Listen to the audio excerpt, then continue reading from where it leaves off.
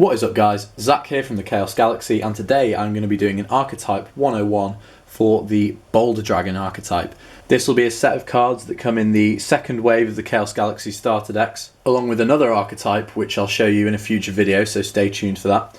Also, if you want to get your hands on any Chaos Galaxy cards, there'll be a link to the first wave of starter decks, so check out the online store for that. And if you haven't already entered my Christmas contest, then at the time I'm uploading this, there's still a few days to enter your designs to be able to have your own card in the Chaos Galaxy trading card game. So go and check that out if you haven't done already. And now I'm going to introduce you to the Boulder Dragons.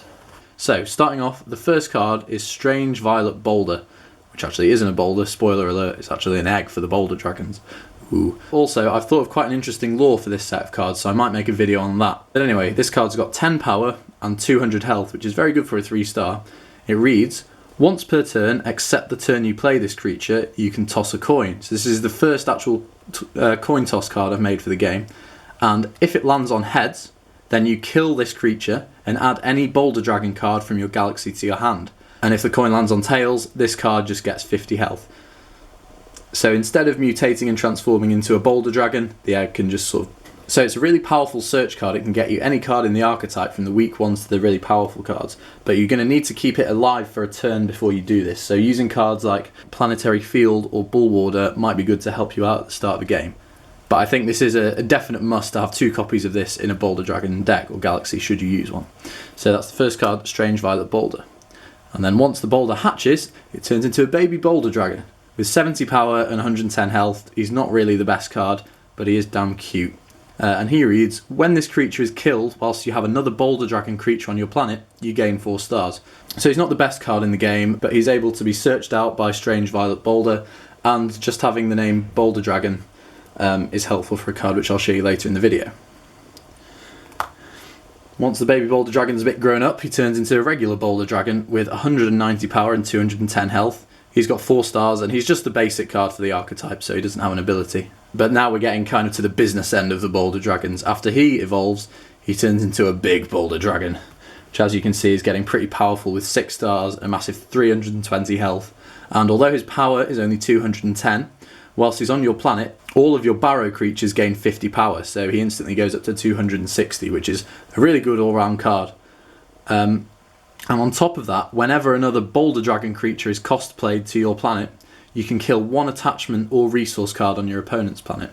So this is just because he's bigger and harder to get out, you're probably going to be playing him later on in the game, and you'll use his ability, say you save up all your stars for a while, possibly even get some stars from baby Boulder Dragon, play this card, play a couple of Boulder Dragons, and then take out some of your opponent's resources and attachments to get ready to finish them off at the end of a game. So Big Boulder Dragon is definitely one of the best cards in the archetype. But it doesn't stop there. Once a Big Boulder Dragon is big enough, he will evolve once more into the ultimate form, the really rare, the cover card of this galaxy, and he is Berserk Boulder Dragon. He's an 8-star with a massive 450 power and 410 health, which is way too good for an 8-star. There's his artwork. The original artwork is actually a lot bigger and doesn't really show up too well on the card. So there's the actual drawing.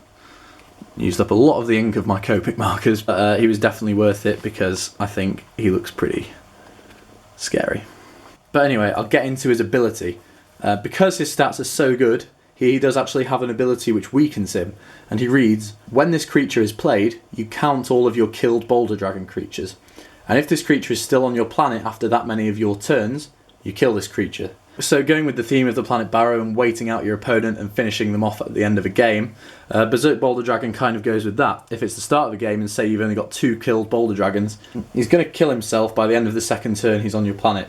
So that's not very helpful. However, if you're at the end of the game and you say you've got a couple of copies of each Boulder Dragon, then that's potentially 6 turns you can stay on your planet for, and let's face it, with a creature with 450 power, by that time you're going to have won the game anyway. So Berserker Boulder Dragon, even though he's got great stats, his ability does weaken him, but that shouldn't matter if you use the Baro strategy correctly.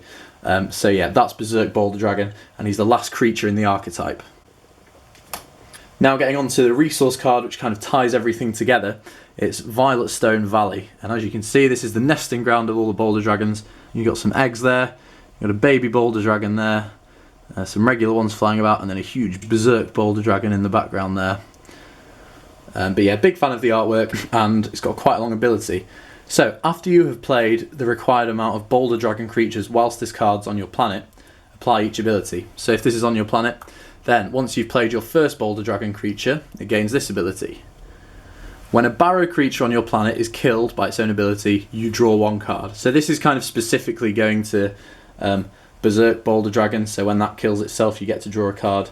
And Strange Violet Boulder too, if you toss a coin, gets heads, you kill it, get to add that Boulder Dragon to your hand, and then you draw a card too off Violet Stone Valley.